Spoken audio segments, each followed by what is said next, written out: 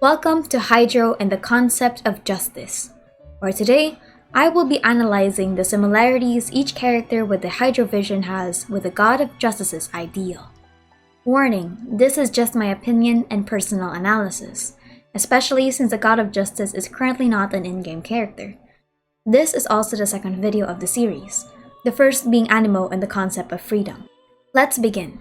Justice is a very heavy term. When looking at it as a textbook definition, justice could mean authority, integrity, and fairness. And in a way, the Hydra characters resemble that kind of mentality. The unwavering adherence to their own code of principles. These characters abide by a strict set of moral obligations that they will not jeopardize under any circumstance. And I believe that these are their own judgments of justice. Justice in duty, justice in protection, justice in authority, justice in chivalry, and justice in discipline. So, let's begin. The first three forms of justice revolve around the word service. These forms focus more on assisting or benefiting others rather than simply one's own good. Whether it's to further agenda or simply to keep others comfortable, these characters believe that that is their moral obligation. Barbara's justice is the justice in duty. When inspecting her lore, Barbara is actually quite a strict character. Multiple times, she constantly reminds herself of her duties and responsibilities as a child of Mondstadt, and that under no circumstance will she ever let that obligation disappear. She believes that the best way to return Mondstadt's favor is by performing acts of service, and in her own way, it's through her songs and her hard work. Her justice to duty is her dedication to other people, and she shows this in three distinct ways. First is her duty as the deaconess. She is fiercely loyal to the church and unwaveringly believes in Lord Barbados' decree, even to the point that she was horribly upset when the Holy Lyre broke. She sings songs of praise and believes that the wind carries blessings all across Mondstadt. She follows church protocol and abides by prayers and rituals. Additionally, she tries to band the sisters together for these acts of worship, as seen when she was quite persistent with Rosaria. Serving under the church is one way of showing her loyalty to the city, but her motivations are rooted deeper in her duty as an idol. Is that it's an idol's duty to make people happy. According to her, an idol is expected to spread joy and relieve fatigue. People's smiles and joys when she sings are enough payment for her. Singing is her way of helping others, such as when she first received her vision. A young boy under her care had a persisting fever. Nothing Barbara did consoled the young boy, and his fever only worsened. However, some suggested that perhaps singing to the boy would help alleviate the pain.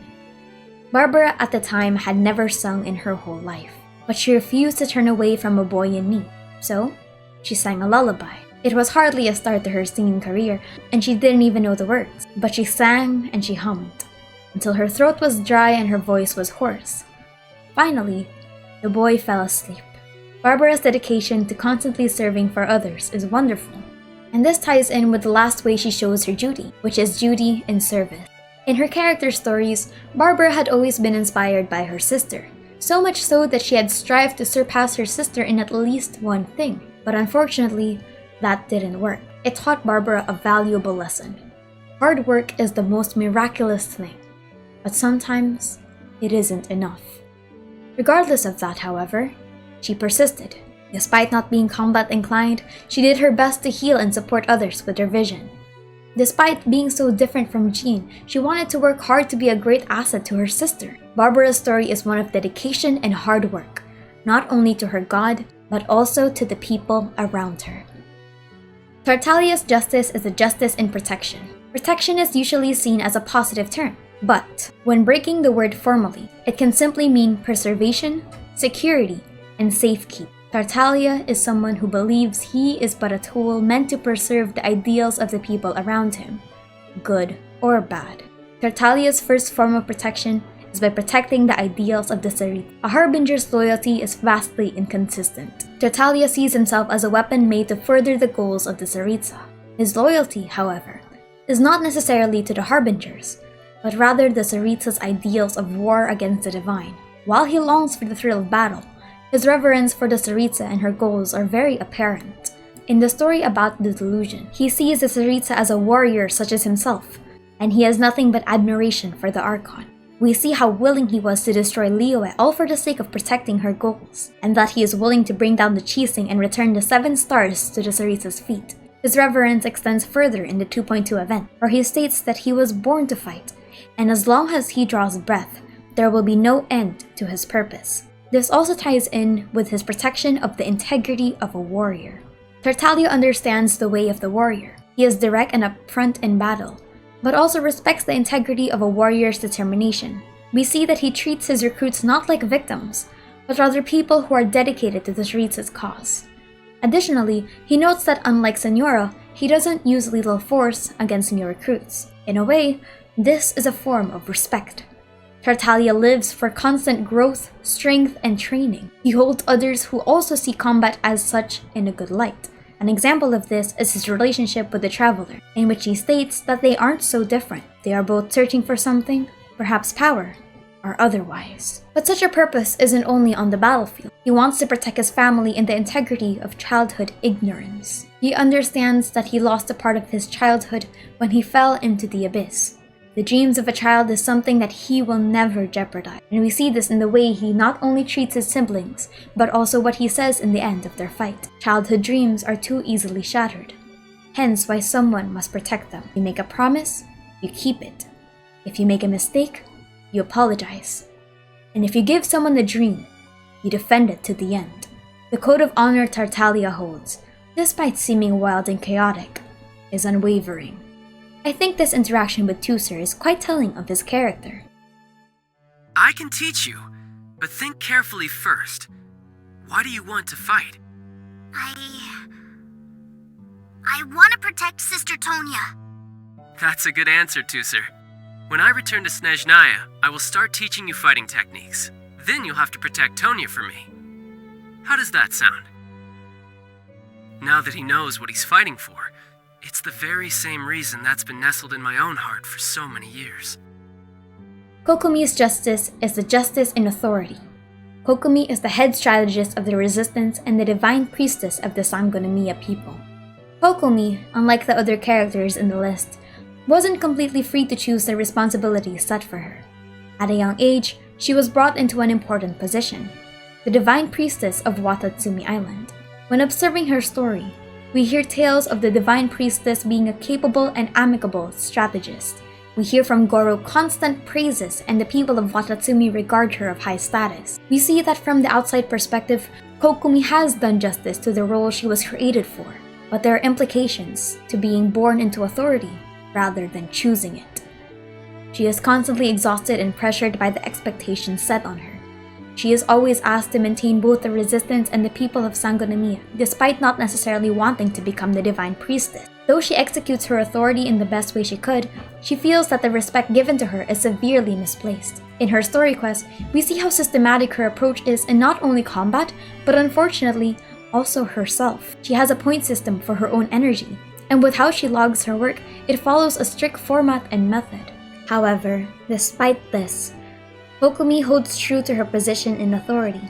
She holds by her responsibilities and understands that people are relying on her. She does justice to her position of authority and leadership, and she does everything she can for her people. Unfortunately, we know that the path of justice isn't the easiest. You're somehow supposed to make people feel wonderful, just from being in your presence, while also commanding their respect. It doesn't come naturally to me. And truth be told, it's something I never wanted for myself. But because of my bloodline, I was always going to end up being the divine priestess, sooner or later. Like it or not, it's just the way it is. The last two forms come from a deep-rooted self-actualization or ambition. Of course, this form of justice isn't selfish whatsoever, but rather holds the character's discipline, passion, ideals, and moral ethics. Xingqiu's justice is the justice of chivalry. Xingqiu regards chivalry as the ultimate form of justice, and everything he does and learns is all to further his ultimate goal of being a chivalrous knight to not only uphold the tradition, but also fight those that dared tarnish such ideal. feeding bandits on the roads, driving away monsters, helping distressed children by fetching their kites from treetops. These are all manner of responsibilities that fall into the category of chivalry. Xingqiu's definition of chivalry is quite simple: be good and do good. At a young age, he dreams to become a great martial artist to bring the life of the characters in his books. These characters are heroes who fight for what is right and protect those that cannot protect themselves. Xingqiu as a character is quite mischievous, but his morals and etiquette are never lost to him. It is also during his time studying the martial arts that he received his vision. With this, his goal for chivalry only furthered, and he had the means to accomplish the legendary deeds he could only hear about. However, despite being from an esteemed family, Xingqiu does not look for fame or power as a regard for what he does, and those that do try to question the true motives of chivalrous heroes, claiming they're only searching for gold or glory.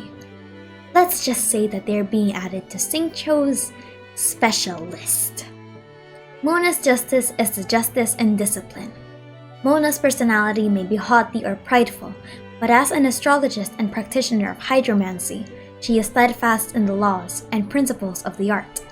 She follows 3 strict codes regarding her ideals in divination. First is that hydromancy and astrology must be practiced properly. All aspects of it must be respected. Nothing more, nothing less. Her resolve is unwavering when it comes to her craft, and she is determined to uphold the morals of her divination. The reason she's unmoved about her principles is because she believes that fate is a predetermined ordain. According to her, it is people's fate that shines in the night sky, and though the reflection in the water is but an illusion, it reveals the truth nonetheless. She is adamant that the stars do not lie, and that faith is unchangeable. When giving a reading, it is important you say what the stars tell you.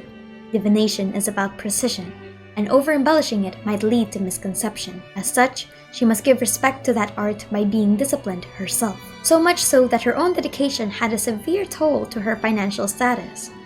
But secondly, never use hydromancy for your own personal gain. She herself had been warned multiple times of trying to abuse divination, and she states to the traveler that divination must be understood with respect. Astrologers must rid themselves of material desires. Only by ridding oneself of clutter can one see the true world around him. Income? From astrology? You can't use things like Mora to determine the value of astrology. You need to understand, hydromancy is the one and only means of discerning people's true destiny in the whole of Tevat. No matter how much Mora or gems you might have, the value of fate is quite simply incalculable. And thirdly, is to respect all avenues of the art, even ones you don't agree with. The art of hydromancy is one of objectivity, and because the predictions are meant to be absolute, so must be an astrologer's determination. The truth is not meant to be manipulated or misconstrued, no matter how harsh it is. This is best explained by the way she's honest and frank about her predictions, regardless of how insulting they can be. In her character stories, she's often had to say less than savory predictions to other people, and that has brought her some amount of trouble in the past. Regardless, she believes that is simply how astrology is done. The truth does not care about her. But despite this, even she wavers. In her character story 5, she states that the laws her teachers taught her used to be her disciplines. But the more she learned and ventured, the more she saw that wasn't always the case. Life was never a linear explanation. But Mona persists regardless. The god of justice states that her ideals have no stains, but the concept of justice may not always be one set in stone. The laws are constantly changing. A person's principles aren't always true, but perhaps justice is much more simpler than that. Justice is abiding by one's code of conduct, based on your own experiences and hardships.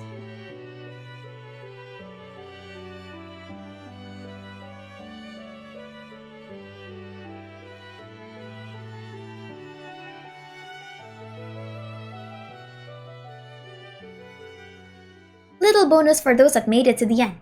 Each character with the Hydrovision has connections to stories and reading books. Barbara has her thrilling tales, Ajax has his stories told by his father while ice fishing, Xingqiu has his martial arts book, Mona has her astrology columns and reports, and Kokomi has the Sun Tzu Art of War books.